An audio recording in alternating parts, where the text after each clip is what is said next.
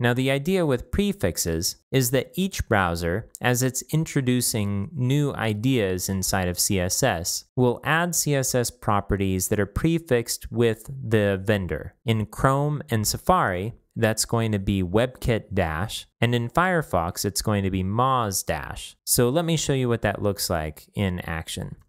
So if we go back to our CSS and we inspect this element so we can edit the styles directly, I'm going to set the border radius to 5 pixels for now. And that gives us that nice rounded edge along the corners. Now, if we wanted to increase support to older WebKit browsers, and that's Chrome and Safari, we would start it with a dash, and then we type WebKit, and then border radius, and add 5 pixels. And this would increase our support to older versions of Chrome and Safari. If we wanted to add support for older versions of Firefox, we could do dash Moz, and then border radius, and make that 5 pixels. Now, in addition to supporting older browsers, what this also does is allow us to specify styles for particular browsers. So if we want WebKit browsers, Chrome and Safari, to show a border radius of 5 pixels, we can do that here. And then if we want to show a different version of that for Firefox, we could change the number of pixels here under Moz border radius. The vendor prefixed version will be preferred